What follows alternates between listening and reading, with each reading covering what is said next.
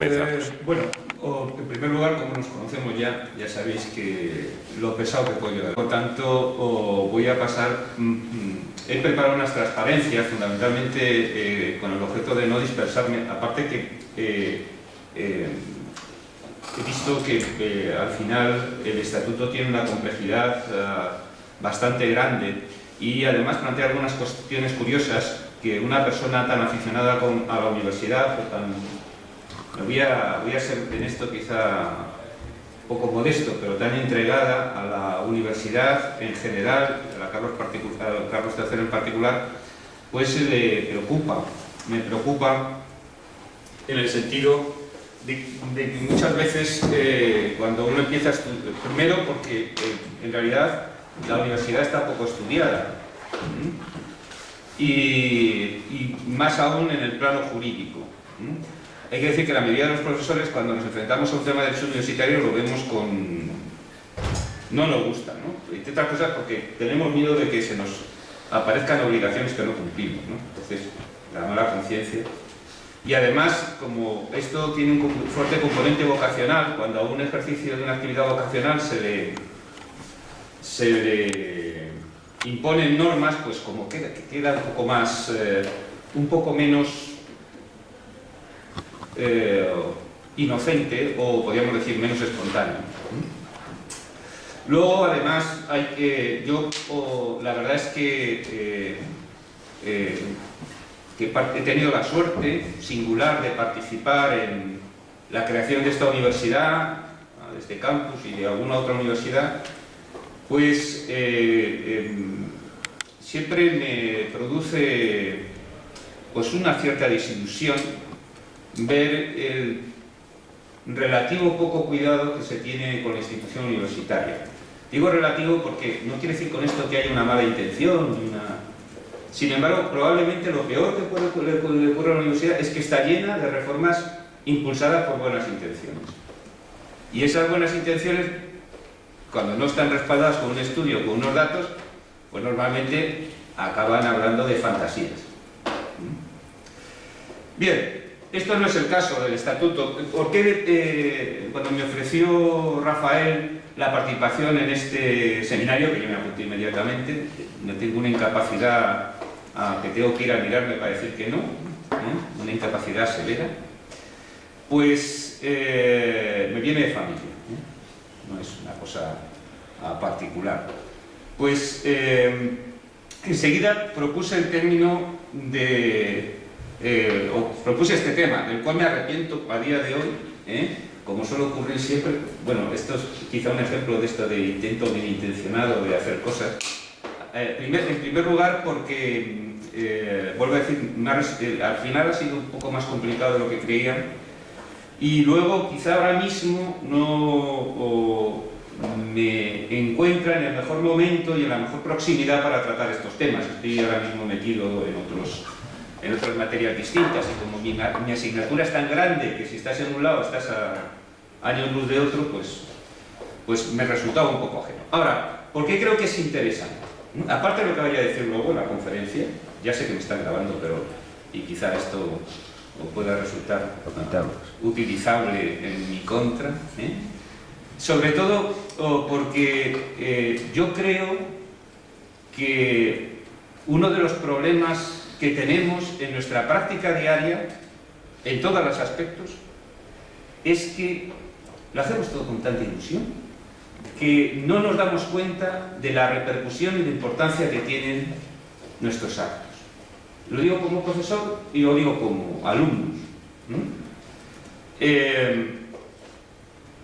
Es cierto que probablemente sea un mito esa posible equiparación entre la posición de los estudiantes y de los profesores.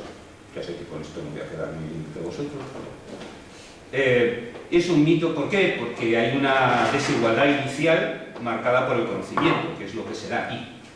Nosotros conocemos y normalmente los estudiantes vienen a aprender.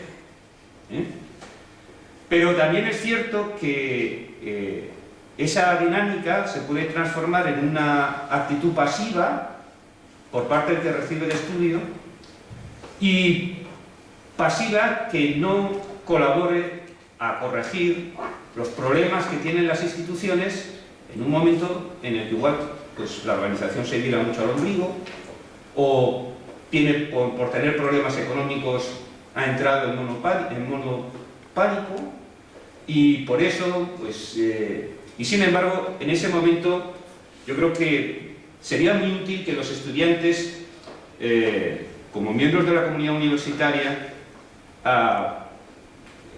tomaran un compromiso en el mantenimiento de los fines y de la calidad de lo que se da. Cuando digo calidad, no solamente digo excelencia, sino también digo objetivos, finalidades y demás. Bueno, y en ese sentido es como voy a abordar el estatuto de estudiante. Voy a hacer un comentario general, voy a hacer un amplio preámbulo, claro, porque los profesores tenemos esta formación. Luego voy a hacer, y luego me sería muy útil el debatir, el plantear una cuestión no tanto vinculada con los derechos particulares, que igual se va alguno, no me sé, sino como cuál es la posición que se deduce del estatuto, la posición del estudiante que se puede deducir de la regulación estatutaria. Digo porque es importante, porque así como he dicho que existe una desigualdad, sin embargo, las partidas en esa definición tan romántica y tan bonita que dice que universidad es el ayuntamiento de profesores y alumnos, pues efectivamente, sin los alumnos no somos nada. También, eso es cierto. Sí, ya sé que hay una polémica sobre la investigación y cosas de estas, pero la universidad se diferencia del Consejo Superior de Investigaciones Científicas en que aquí se da clase. Bueno, efectivamente, el Estatuto del Estudiante al que me voy a referir es una norma reglamentaria que se aprueba por Real Decreto el 30 de diciembre del 2010, o sea, es una norma, no, para el derecho administrativo no es reciente, igual para otras ramas del derecho sí, pero para el derecho administrativo no es reciente. Se trataba de un compromiso asumido en la Ley Orgánica de Universidades, ahí pone redacción Blom-Blow. ¿A qué me estoy refiriendo? Pues la Ley Orgánica de Universidades se aprueba inicialmente en el año 2001 con un determinado partido político en el gobierno y se reforma en algunos aspectos de forma severa en el 2007 con otro gobierno, lo cual es bueno. Y dentro de estas reformas pues se incorpora un órgano de representación a nivel nacional, que es el Consejo de los Estudiantes del Estado, estudiantes universitarios del Estado, y además, en el mismo párrafo, se incluye un compromiso de aprobar un estatuto. Es un compromiso relativamente novedoso, en la medida en que la costumbre, tanto en la anterior ley de reforma universitaria y ley orgánica de universidades, no se preveía la existencia de este estatuto. Se preveía la aprobación de normas relacionadas fundamentalmente con la única cuestión que es imprescindible hoy en día y que no se ha aprobado, que es el régimen disciplinario.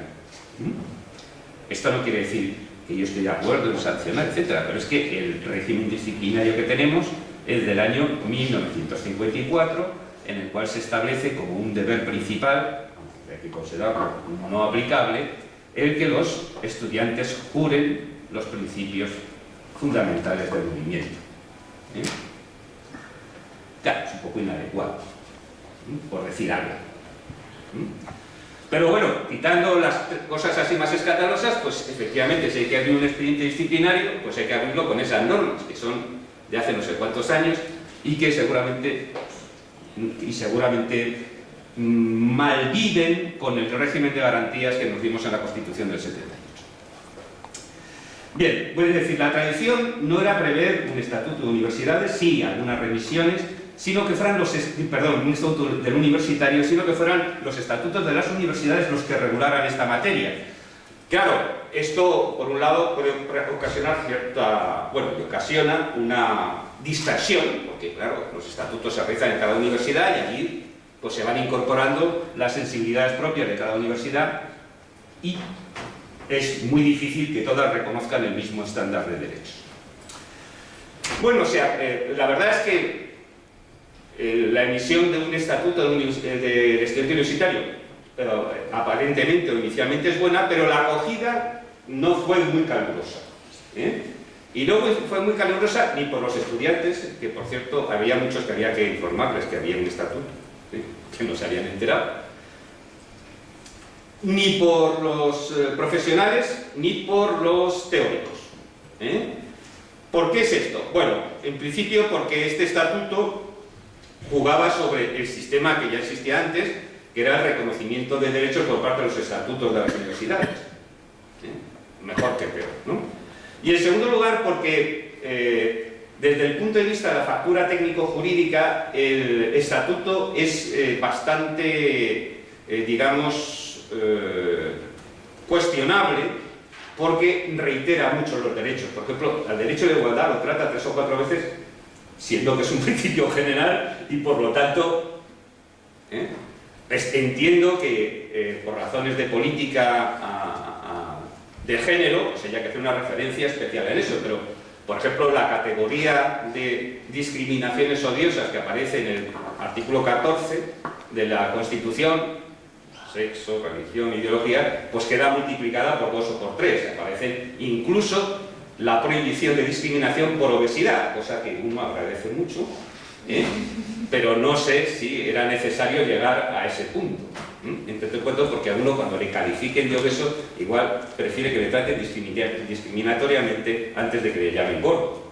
Pero bueno, está en la norma. Bien, y tiene un interés general evidente, primero porque hace referencia o nos da una idea o configura un sector o estamento de la universidad. Normalmente la universidad, nosotros tenemos un origen gremial que llevamos en el ADN, a pesar de que no sea muy bonito traer cosas de la Edad Media, tenemos un origen gremial. ¿Qué significa un gremio? Pues un gremio era una asociación profesional en la cual se reunían todos los miembros de esa asociación y la regulaban. Y fundamentalmente regulaban la calidad con la cual trabajaban y el aprendizaje de ese sector. Pues había un gremio de albañiles, que eran los futuros arquitectos, y había un gremio de estudiantes, que eran las universidades. Bien. Y eso ha permitido como hoy pues seguimos teniendo, digamos, tres sectores o estamentos, ¿no? La tradición medieval utiliza el término estamento. Tenemos los profesores, los estudiantes y el personal de administración y servicios, ¿no?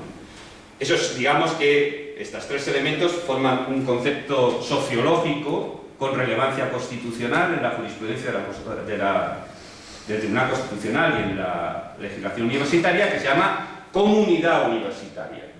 Comunidad universitaria. Bueno, pues un elemento de estos queda retratado con el estatuto.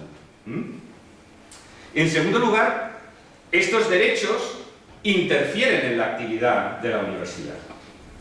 Pues establecen obligaciones, por ejemplo, las tutorías, el asesoramiento, tienen que insertarse en la actividad de la universidad.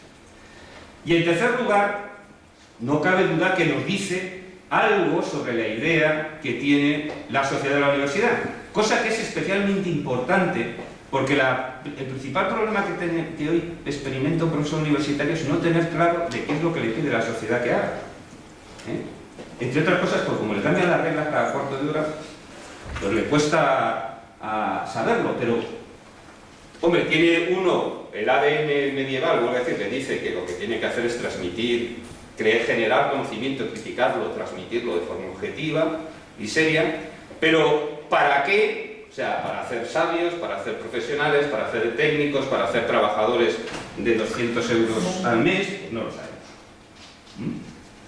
Y entonces, pues tenemos que acudir a los datos que nos da el legislador y tratar de componernos un poco sobre qué es lo que tenemos que hacer en la universidad.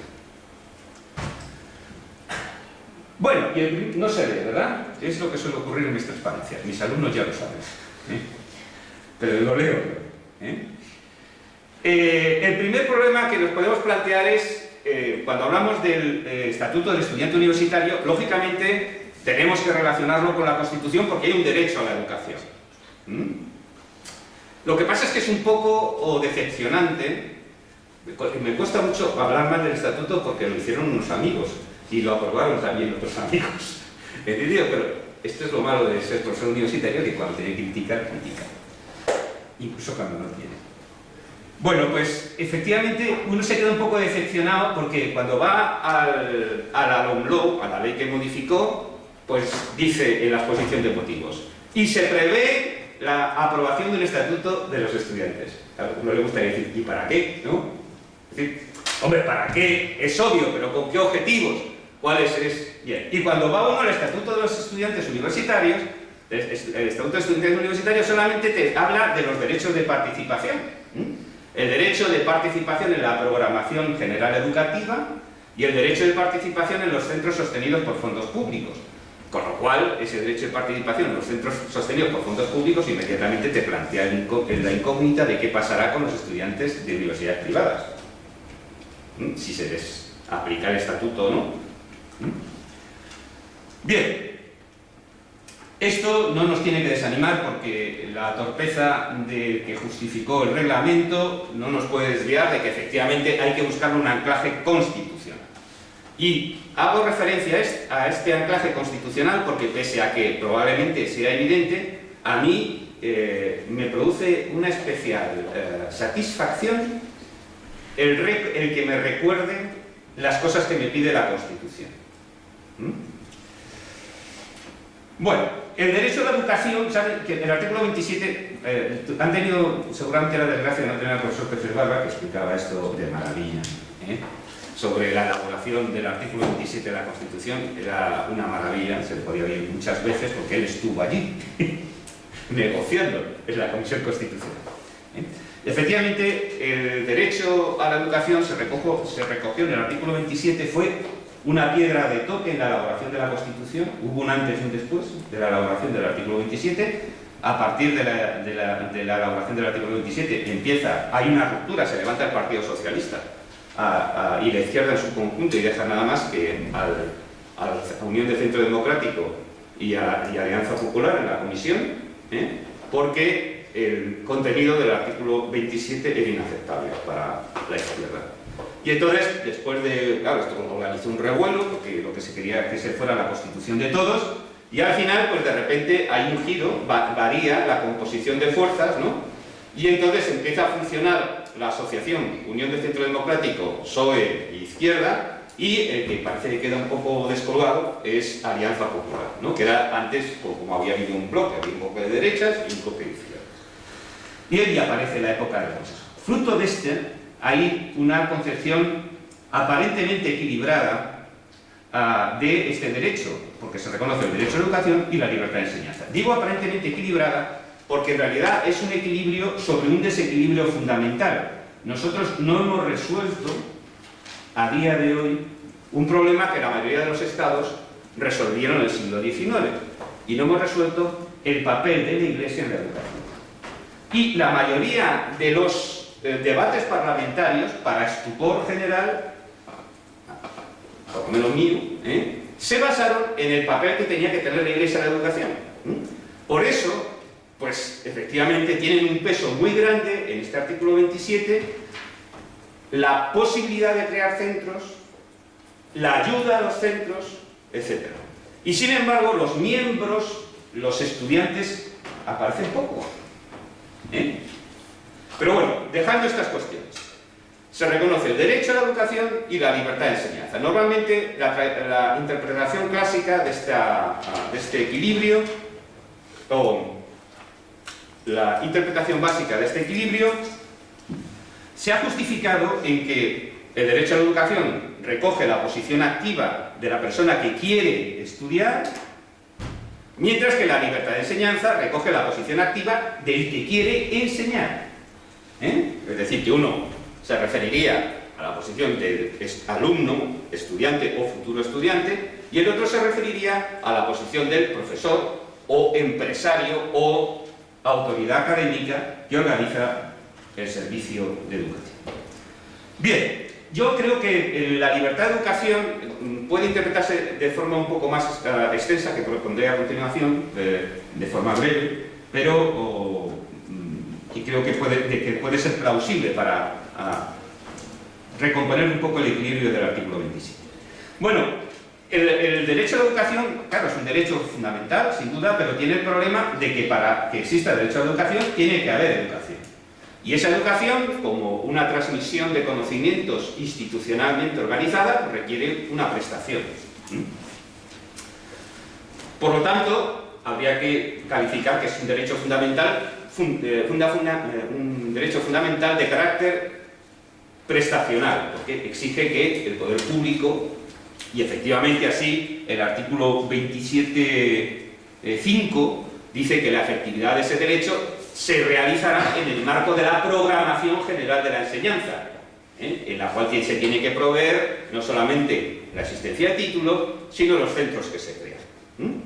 Pero es un derecho fundamental. O sea, una cosa es que sea prestacional y otra cosa es que no sea un derecho fundamental.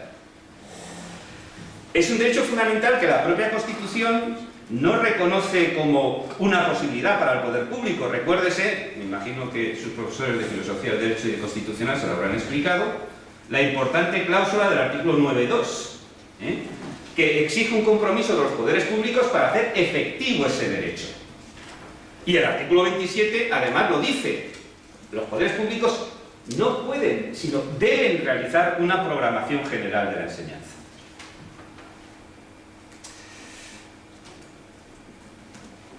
Ese derecho a la educación presupone un cierto nivel de calidad. No lo dice el artículo 27, pero el artículo 27.8 sí que nos habla de una función de control e inspección. Y para que exista control e inspección tiene que haber un marco de referencia, un marco de calidad. Por lo tanto, estamos hablando de un derecho a la educación efectivo y con una determinada calidad. Y además, el derecho a la educación, que es uno de los derechos fundamentales, es uno de los derechos principales en la construcción de la movilidad social, es decir, la posibilidad de que una persona cambie de su suerte social dentro de la organización de la sociedad, pues es fundamental el principio de igualdad. Es decir, es un derecho de acceso a la educación en condiciones de igualdad. Bien. Segundo elemento que debemos de tener en cuenta, la libertad de enseñanza. La libertad de enseñanza, vuelvo a decir que tradicionalmente se interpreta como una posición que afecta fundamentalmente a los que organizan el servicio público educativo o los estudios. Sin embargo, nuestra ley orgánica, la ley de reforma universitaria, hoy ley orgánica de universidades, así como el Tribunal Constitucional, a la hora de enfrentarse con otro tema que vamos a abordar inmediatamente, que es la autonomía universitaria, creó una figura que está reconocida internacionalmente, pero que no tiene un reconocimiento expreso en la Constitución, que era la libertad académica. O sea, la autonomía universitaria se fundamenta o sirve para el ejercicio de la libertad académica. Y dentro de la libertad académica, que no sabemos lo que es, decía que era el medio a través del cual se realizaban tres libertades fundamentales. Dos se pueden identificar claramente. La libertad de cátedra y la libertad de investigación, que reconocida en el artículo 21 de la Constitución. Pero también reconoce una libertad de estudio, que no está en la Constitución. Y que me cuesta comprender si no es en el ánimo del deber que tienen las instituciones universitarias de respetar la integridad ideológica y de pensamiento de los estudiantes. En ese caso, la libertad de enseñanza se convierte también en una garantía de relativa neutralidad dentro de lo que... en esto hay mucha jurisprudencia norteamericana sobre el lenguaje del odio, el lenguaje provocativo en las enseñanzas, etc. Pero de que se les garantice una protección a su integridad de pensamiento en el ámbito de la institución universitaria. por el hecho de ser estudiantes tampoco uno pierde otros derechos, protección de datos, seguridad, etc. Bueno, y este estatuto del estudiante universitario no es del estudiante en general, ni es del ciudadano, es del estudiante universitario. Se enmarca dentro de una institución que tiene una configuración constitucional peculiar. Es una organización, la universidad, que tiene, podríamos decir, un derecho fundamental más, que es el de la autonomía universitaria. Es un derecho fundamental cuya consistencia está discutida cada vez más, pero el Tribunal Constitucional lo ha declarado derecho fundamental y es lo que hay. Ahora, ¿en qué medida nos afecta a la hora de definir la situación del estudiante universitario esa autonomía universitaria?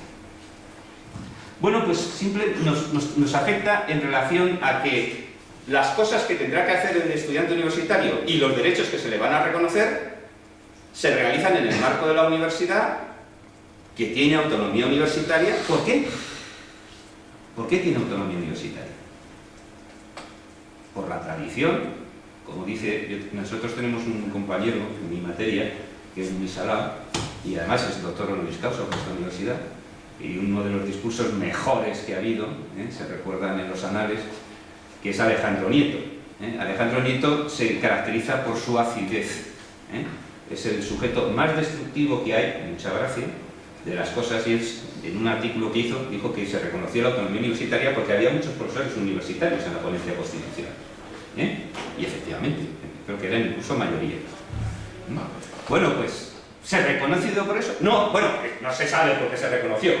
No vamos a entrar en los juicios subjetivos, pero lo cierto es que una vez que está en la Constitución deberíamos encontrar un anclaje que no fuera ninguno de estos, ¿no? Y el anclaje solamente se puede explicar, como yo mantuve en un artículo hace muchísimos años, en la función social que cumple la universidad. Es decir, la autonomía universitaria es una institución que nos reconoce la sociedad porque hacemos algo que le interesa.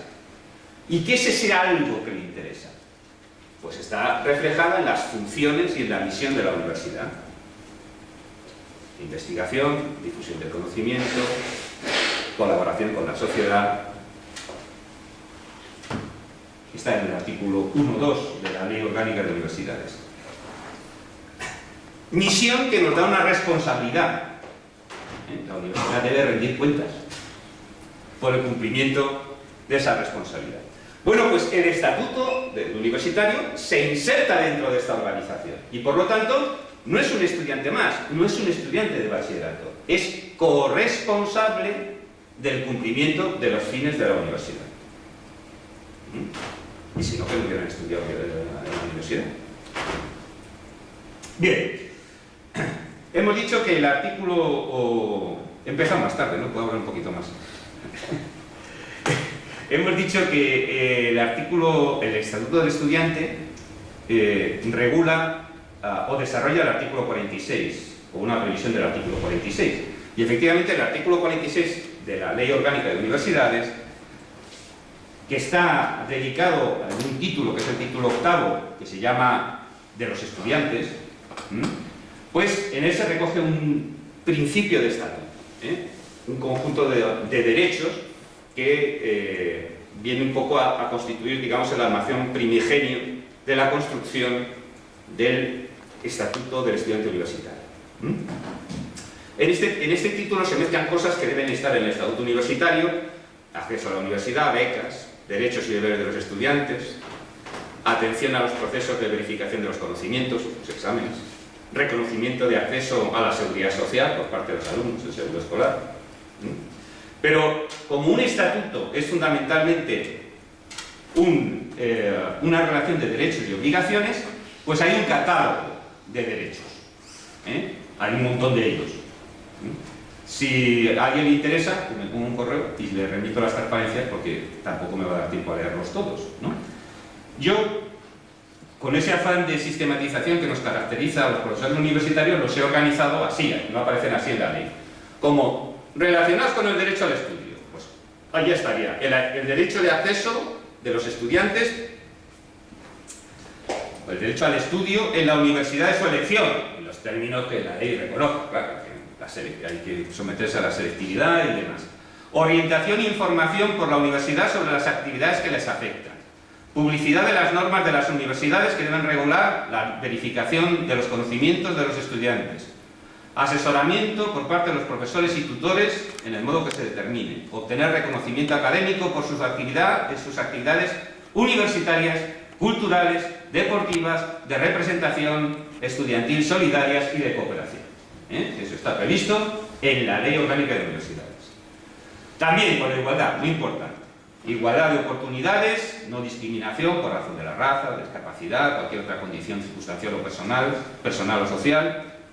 Y, al fin, un trato no sexista, evidente.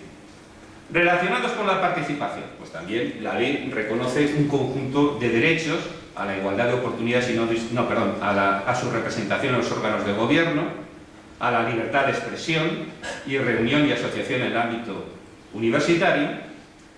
Y por último, aparece otra serie de derechos. Bueno, esto está en el artículo 46.2, el que esté interesado lo puede consultar ahí. Pues a la garantía de derechos mediante la protección mediante procedimientos adecuados y la atención de forma que se facilite compaginar los estudios con la actividad laboral.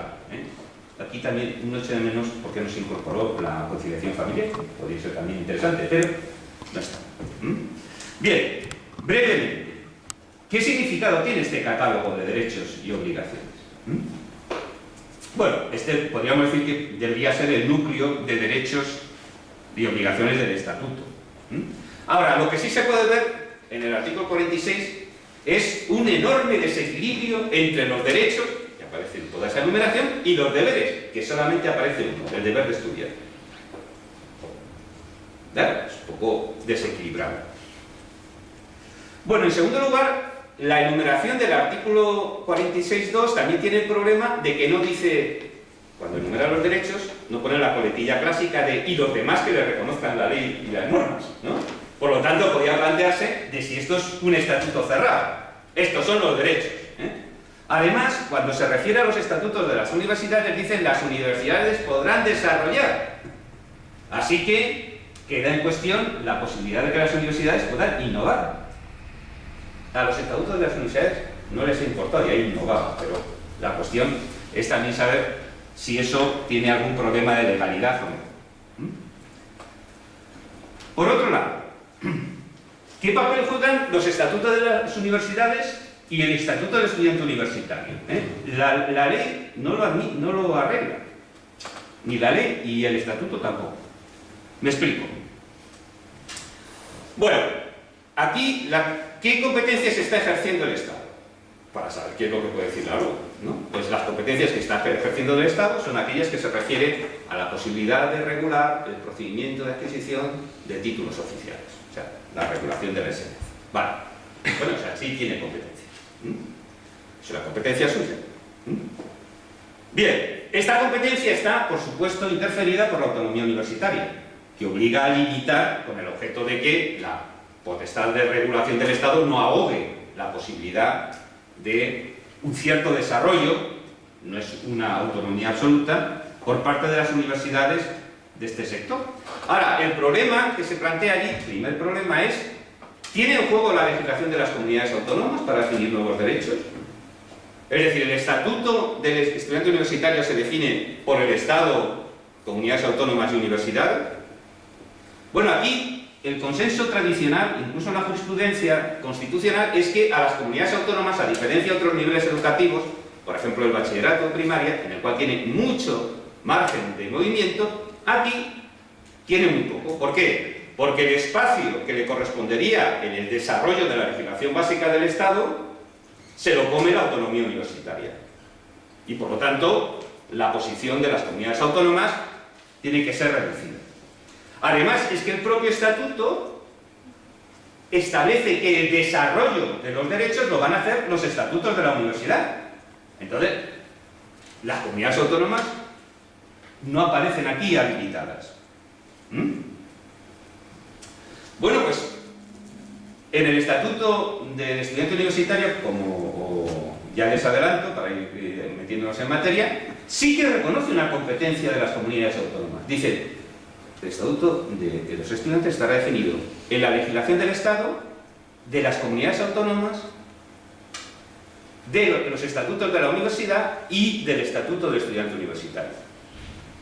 Bueno, es decir, desde luego, si no es posible fundamentar constitucionalmente esa competencia, ese apartado está mal del Estatuto, porque una norma reglamentaria no puede reconocer competencias. Para que se reconociera una competencia nueva necesitaríamos una ley, seguramente sería una ley de delegación, o bien que la Ley Orgánica de Universidades, a la hora de definir la autonomía universitaria, dijera que aquí tiene que ver la legislación autonómica, pero no lo hace. El Estatuto sí. Bueno. Además, ¿qué papel juega el Estatuto en relación con los estatutos de las universidades? Bueno, esto es también importante. Nosotros, en general, en la práctica se ha pensado que como este era un buen instrumento porque homogenizaba los derechos y clarificaba muchos derechos, pues se ha pensado que efectivamente esta norma era superior jerárquica a los estatutos y por lo tanto los estatutos quedaban automáticamente desplazados en aquello a lo que se pusiera la norma. Esa es la opinión que hemos tenido. Pero no está claro. Y el estatuto tampoco lo aclara. ¿Por qué? Porque en el párrafo de la ley que dice el gobierno aprobará un estatuto del estudiante universitario, no nos dice qué papel juega. Podría jugar un papel supletorio en todo aquello que no prevean los estatutos, se aplicará el estatuto. O podría ser, como hemos interpretado, de superioridad jerárquica. No tenemos datos en la Ley Orgánica de Universidades ni tampoco en el estatuto, porque aparece enumerado en las fuentes que configuran el estatuto del universitario, en último lugar el propio estatuto. No establece un régimen de prelación, no se dice como en otras normas, por ejemplo, o cuando en materia de contratación se dice primero se aplicará el texto, la legislación de contratos, luego en su defecto la legislación administrativa, en su defecto. Pues ahí establece una gradación. Pero aquí enumera todas las normas sin decir cuál se aplica de forma preferente. Hombre, es evidente que las leyes se aplican con preferencia a los reglamentos, por lo tanto la legislación con rango de ley de las comunidades autónomas y del Estado se aplica con preferencia al Estatuto. Pero que el Estatuto del Estudiante es un reglamento. ¿Y qué vamos a...? ¿Cómo se juega ahí? Pues no lo sabemos.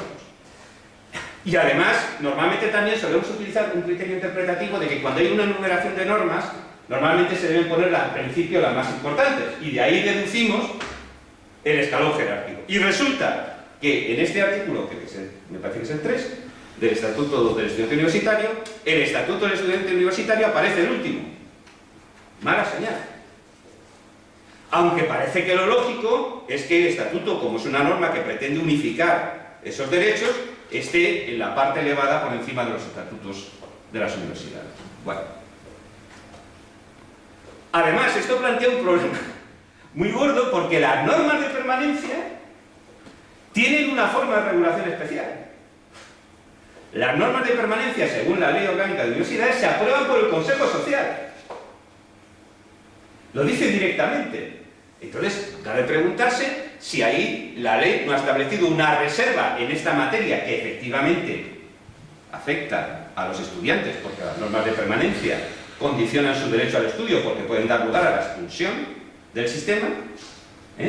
Bueno, pues parece que eso quedaría exento de cualquier regulación que no fuera la de cada universidad aprobada en el Consejo Social. Bueno, yo creo que el legislador se le podría haber dado una pensada más en esto. Otro tema también importante es un aspecto especialmente sangrante, que es el tema de las garantías de estos derechos. La eficacia de estos derechos se suele enfrentar a dos problemas relativamente solubles que se caracterizan. Uno, por la rapidez de resolución que exigen. Es decir, producto del carácter periódico y cíclico de las enseñanzas, cuando la solución a un conflicto que involucra un derecho de un estudiante dura más que un curso académico, no existe solución justa. Al estudiante le interesa más volverse a matricular, no protestar. Es decir, acudir a lo contencioso, bueno, es decir, no quiero decir que en algún caso, pero acudir a lo contencioso, pues va a significar que se le retrasa sine die, por ejemplo, una expulsión o una última nota, pero... Eso es un... Y luego además que efectivamente se da una situación de asimetría entre la organización universitaria y el estudiante. El estudiante no conoce, no tiene habitualmente información suficiente. El decreto se quita de encima del asunto. Se quita de encima, la ley se quita de encima del asunto y el decreto también diciendo que se preverán los procedimientos correspondientes, dicen que sean efectivos, pero ¿qué significa efectivos? Y en segundo lugar, establece como figura última, residual de garantía de todo el sistema, el defensor universitario, que es una figura muy útil, pero una figura cuya función es principalmente de arreglo o mediación. Excepcionalmente puede desencadenar un control de legalidad si los estatutos se lo reconocen. Si no, sus capacidades acaban en la negociación con la organización universitaria. Si la organización universitaria se cierra en banda, no puede hacer nada. No tiene legitimación para recurrir el nombre. Claro, podemos decir, puede apoyar al estudiante, pero es que muchas veces el estudiante se encuentra abrumado por la situación y necesita algo más que una palmadita en la espalda, o no, tú recurre que te van a dar la razón, ¿no? Porque luego además esto de la práctica es más complicado. Bien, ya hemos, voy a terminar, me queda para dar otra conferencia, voy a terminar describiendo un poco los principios o las cosas más llamativas del estatuto. Yo recomiendo su lectura con una cierta paciencia, porque vuelvo a decir, se repite muchas veces, pero sí llamar la atención sobre algunas cuestiones. Una cuestión que debería haber mencionado en el apartado anterior, que lo tenía en la transparencia, pero se me ha pasado, es también el decir, bueno, definimos el estatuto, o sea, la ley establece un catálogo de derechos, que no sabemos si es exhaustivo o no, normalmente no será exhaustivo, lógicamente, no se debe interpretar así, pero, claro, tenemos el problema de que algunas de las materias en las cuales inciden estos derechos, y sobre todo los deberes, pueden ser materias reservadas a ley. Tradicionalmente esto se ha resuelto a través de una teoría que hicimos los de Derecho Administrativo, fundamentalmente a partir de Otto Mayer, que era el de las relaciones especiales de sujeción. Y efectivamente, pues la capacidad de corrección disciplinaria en un acuartelamiento militar, que están manejando armas y demás, pues puede aconsejar que haya determinadas garantías constitucionales debilitadas. Por ejemplo, el principio de tipicidad de las sanciones. Digo debilitadas, no ausentes. Es decir, ¿qué es una falta de respeto a un superior cuando el superior y el subordinado están armados? Bueno, eso puede requerir una organización especial. O cuando los militares o, por ejemplo, las personas que están internadas en un establecimiento penitenciario pasan el hito del día. ¿Cómo se realizan sus derechos? Bueno, pues las peculiaridades de organización que implica incidencia en estos derechos, nosotros las hemos descrito, más que justificado, en lo que llamamos relaciones de sujeción especial o relaciones especiales de sujeción. Ahora, esto que nació en Alemania y que está muy contradicho, tiene un problema, y es que una cosa es decir, bueno, es que esto es lo lógico que ocurra, y otra cosa es decir, bueno, como estás en un establecimiento penitenciario, despídete de tus derechos, ¿no? Es decir, esa restricción de derechos tiene justificación porque hay otros bienes constitucionales que se están realizando. Si no, no vale. Bueno, pues nosotros, tradicionalmente, como en la normativa universitaria tiene hasta cierto punto, tiene presente hasta un cierto punto justificadamente, de forma justificada, una consideración paternalista de los estudiantes, pues decíamos, bueno, en la medida que dependen de nosotros, están aquí, les podemos influir, les podemos lavar el cerebro, podemos ponerles las notas y demás. Bueno, pues estos están en una relación especial de sujeción. Y por lo tanto, pues sus derechos tienen que adaptarse a las necesidades de funcionamiento de la universidad. Que vuelvo a decir, que desde el punto de vista teórico no está mal, pero el problema es cuando lo concretas en la práctica. Entonces, la pregunta es, estableciendo la ley en el artículo 46 como único deber de los estudiantes el deber del estudio, ¿puede un reglamento poner otros deberes? Hombre, podríamos decir, aquellos que estén relacionados con el deber del estudio, vale. Pero ¿y podemos establecer sanciones que estén relacionadas con el incumplimiento de uno de esos deberes que hemos deducido del deber de estudio? Pues a mí me plantea... O sea, no quiero decir con esto que sea una operación desconocida del derecho, pero no me parece una operación limpia. Bueno, pues efectivamente el Estatuto plantea un primer problema, que es su relación con las materias reservadas a ley. Es un reglamento y por lo tanto no puede regular materias que estén reservadas y en las cuales no haya dicho algo la ley. Bien, segundo tema también importante. El reglamento dice que es aplicable a los estudiantes universitarios de las universidades públicas y de las universidades privadas. Es un estatuto transversal.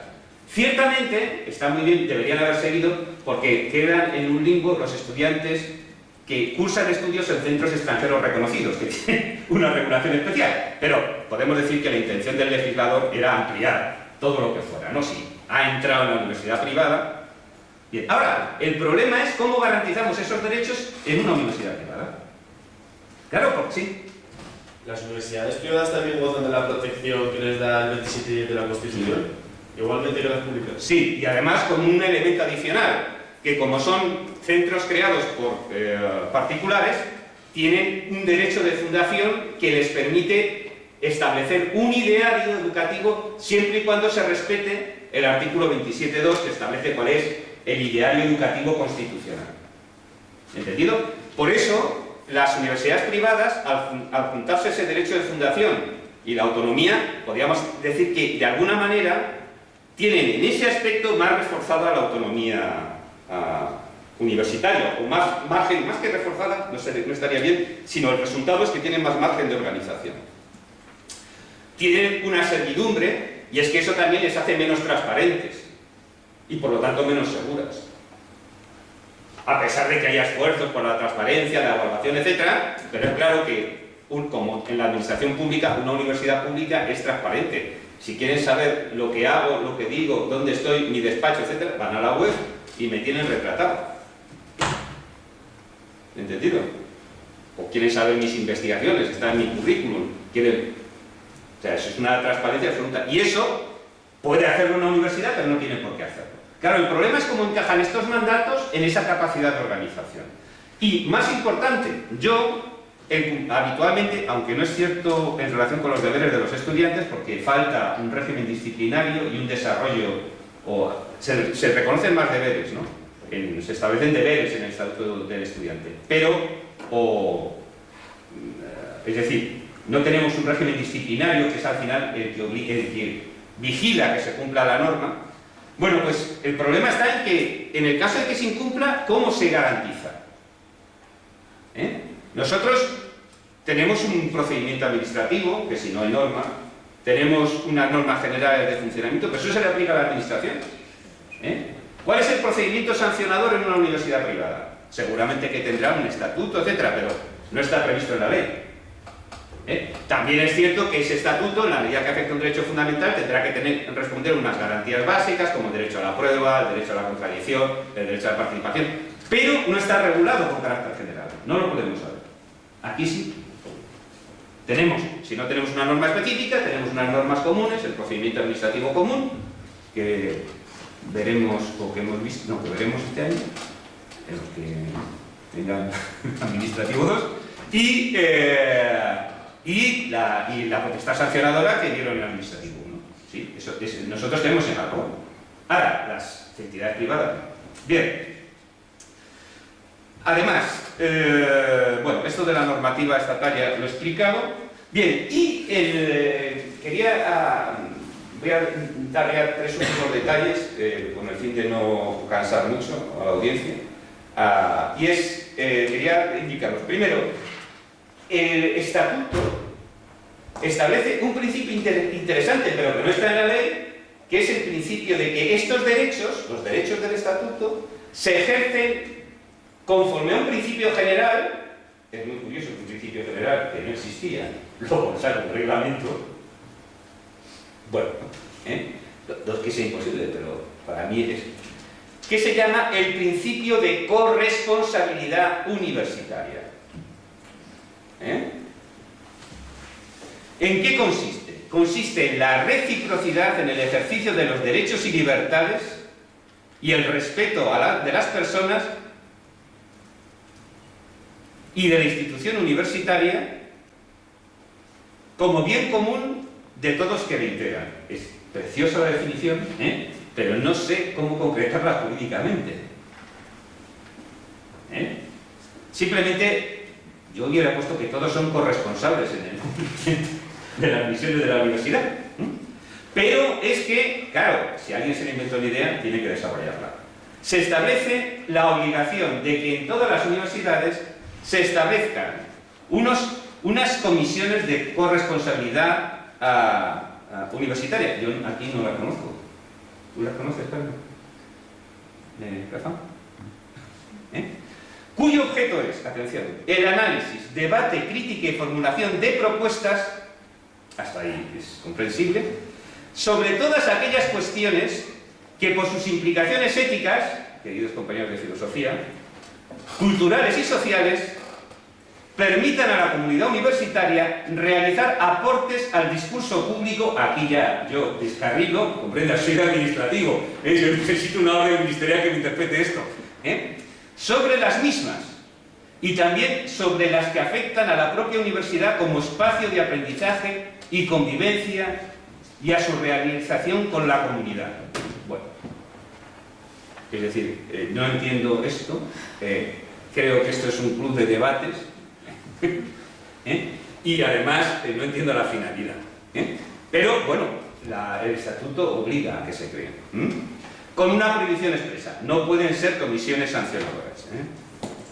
Bien, el desarrollo del estatuto, vuelvo a decir, para terminar, hay que decir que se caracteriza porque, uno, sigue manteniéndose el desequilibrio entre derechos y deberes.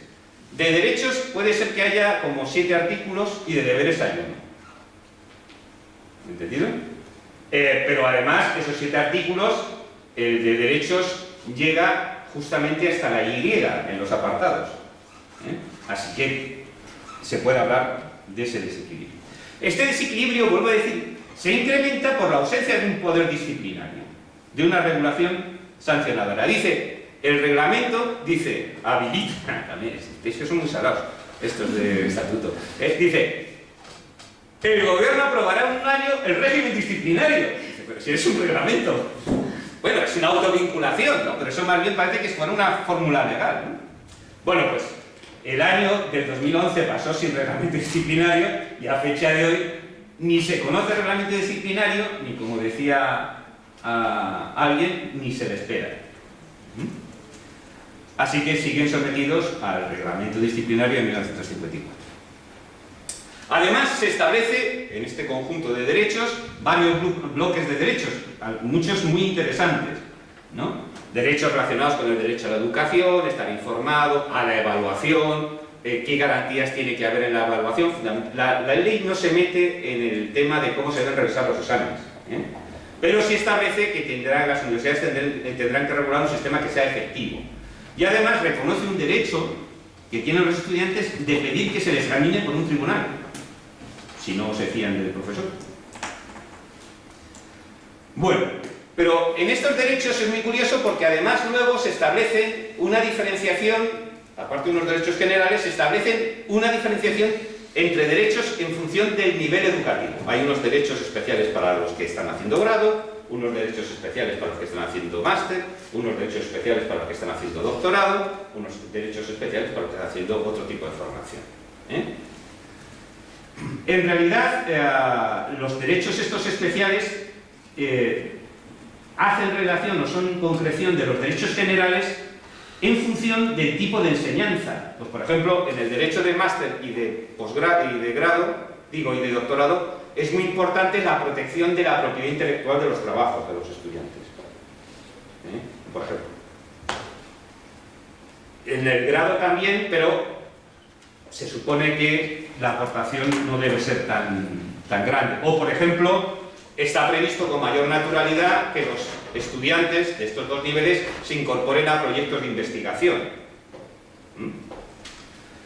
Bien, el problema, efectivamente, no resuelve el estatuto el problema disciplinario y tampoco, a mi juicio, resuelve concretamente el tema de las garantías. Es cierto que las garantías no dependen, a mi juicio, tanto del conjunto de pruebas que se tengan que generar cada vez que se hace una prueba de examen o se realiza una actividad, sino sobre todo de la rapidez con que se resuelva. Es decir, por mucho que grabemos, demos los exámenes, por ejemplo, el Estatuto reconoce el derecho a que se les comuniquen las calificaciones y el derecho a que se les expliquen las calificaciones. No incorpora un derecho a la motivación concreta. Esto tiene que ver con un problema que hay en materia de exámenes que, por su parecido a las pruebas de selección de funcionarios, ahí el artículo 54 de la ley 30/92, que va a ser derogada en pocos días, pero vamos, el próximo artículo dice lo mismo, establece un régimen de motivación especial de las pruebas de evaluación, pues se le aplica también esa doctrina, alguna jurisprudencia también la indica.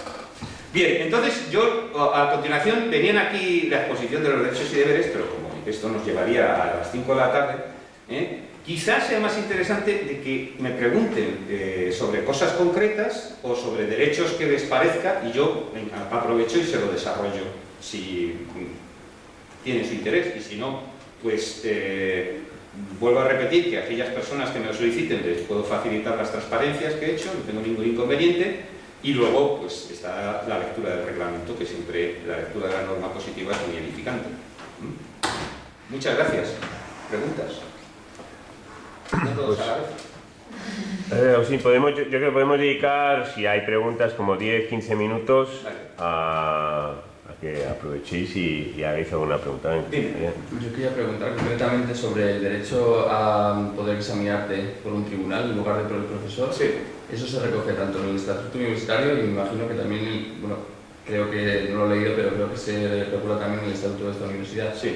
Entonces, por el criterio si el Estatuto Universitario y el Estatuto de la Universidad diferirían un poco en el procedimiento, se aplicaría el del Estatuto. El Estatuto en general no establece procedimientos, establece objetivos en relación con el cumplimiento de los derechos, pero no establece objetivos y garantías. Pero claro, establecer un procedimiento es muy complicado porque la misma, por ejemplo, en el tema de la verificación de conocimientos, pues por razón de las diferentes materias puede ser muy distinta. Es diferente el control que se puede hacer sobre sobre la redacción del examen sobre la base de problemas que tienen una solución automática y necesaria, que aquellas que, por ejemplo, no tienen eso. Es más complicado. Y luego, por ejemplo, una prueba oral de una escrita, o de test, o de una valoración de una práctica, o la valoración de la participación en una actividad solidaria. ¿Sabes? Todo esto, en la medida que son evaluables, tiene que estar sujeto a mecanismos de garantía, porque lo que sí que está garantizado en el Estatuto es la objetividad en la valoración. El problema de las valoraciones de examen es un problema curioso, porque los tribunales habitualmente suelen tener una deferencia. Deferencia significa que respetan el criterio de las universidades sobre la base de que dicen que existe una discrecionalidad técnica en la evaluación. Y esto es falso. O sea, aquí se equivocan los tribunales. La actividad de calificación es una actividad técnica o material, pero no es una actividad discrecional, es una actividad de juicio. Otro problema será en cuál es el elemento de referencia. que se utiliza como para establecer el juicio. Ese elemento de referencia, pues una parte son las materias que te examinas, otra la metodología, los criterios que estén publicados y la experiencia del profesor. Podríamos decir que todos estos elementos intervienen. Pero lo que es cierto es que si el profesor hace un juicio de que te tiene que poner una determinada nota, 8,32, no puede ponerte 8,33, ni 8,31. Puede convencerse, que una vez que te ha puesto el 8,32, que no, que debería ponerte 8,33 porque has hecho no sé qué actividad. Pero una vez que se ha convencido de eso, solamente te puede poner esa nota. Sí que puede existir una cierta discrecionalidad técnica a la hora de fijar los criterios de evaluación, pero en su aplicación no. Porque estás haciendo una labor de juicio.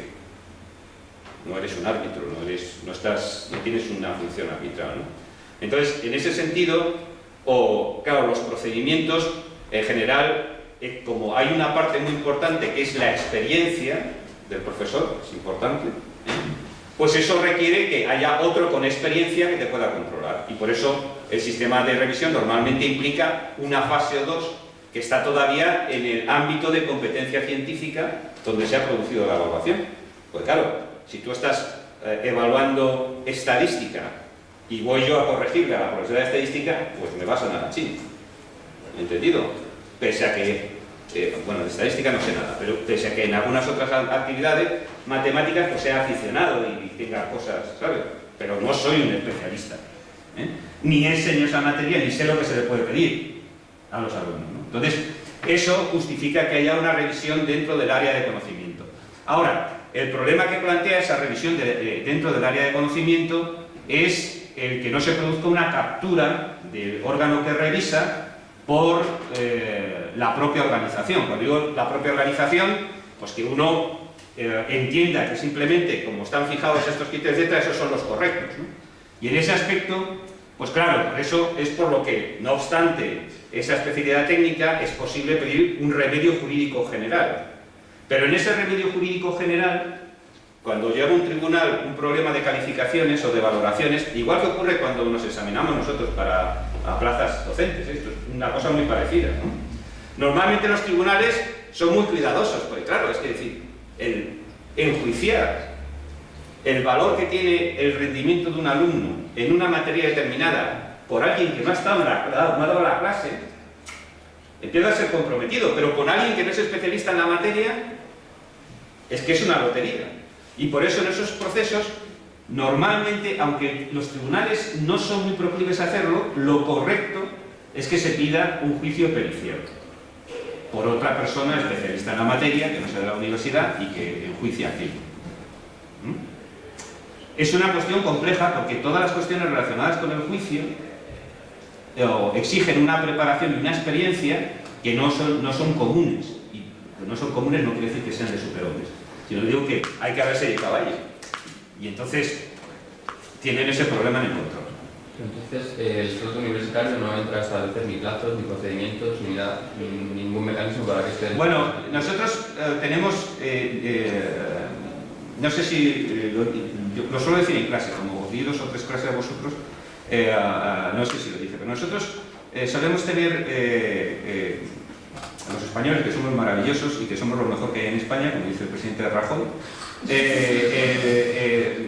los españoles tenemos algunos, digamos, fetiches jurídicos, y uno es pensar que las soluciones formales arreglan la vida. Es decir, que nosotros tenemos una ley de procedimiento que copia una ley que hicimos en el año 58, la ley de procedimiento administrativo, que sirvió de modelo para toda Europa.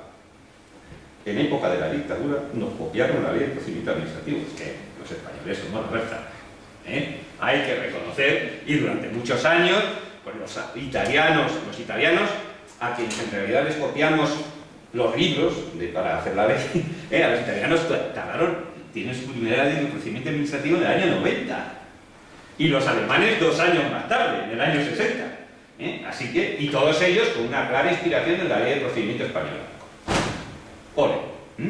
Ahora, ¿qué es lo que ocurre? Pues que una vez que hemos hecho ese esfuerzo ingente de ponernos a la vanguardia del mundo, en el mundo jurídico, luego va y nos lo aplicamos. ¿Entendido? O sea, tenemos una ley magnífica, pero claro, a una persona que le dicen que, o por ejemplo, por no estar siempre metiendo el dedo en el ojo, ¿no? A una persona que dicen, pues este señor que está construyendo a mi lado me está fastidiando las vistas, ¿no?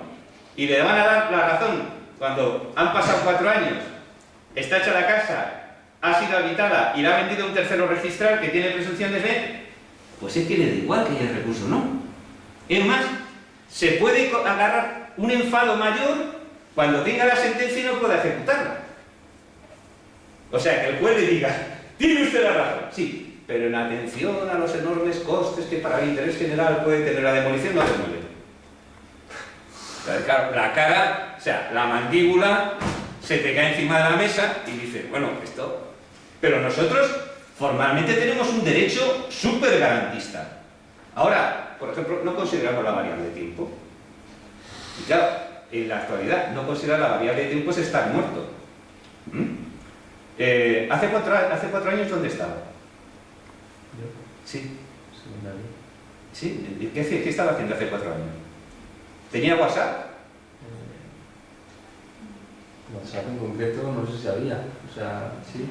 Bueno, por favor. Esa división fundamental en la historia. Antes de WhatsApp, después de WhatsApp. A ver, ya tiene redes sociales, móvil, pero... Sí, pues claro, es que ya... Pero es que hace... Pero, y me preguntará, ¿y cómo hace preguntarme lo que hacía hace 4 años? Pues es lo que tarda un pleito en dictarse sentencia en 2 instancias con poco de suerte. Imagínese que eso mismo es la reclamación de una beca que ha pedido aquí para cursar un estudio. Pues nada, dentro de 4 años, cuando ya sea licenciado y he hecho el máster, le diremos si tenía derecho o no a la beca. Bueno, esto no pasará cuando tú quieras ejercer el derecho a que te examine un tribunal, el tribunal se formará antes. O no, porque dice, por ejemplo, te puede decir la universidad que no tiene especialistas para formarlo. O te imaginas que estás enfadado con todo el departamento y has recusado todo el departamento, a ver dónde lo traes.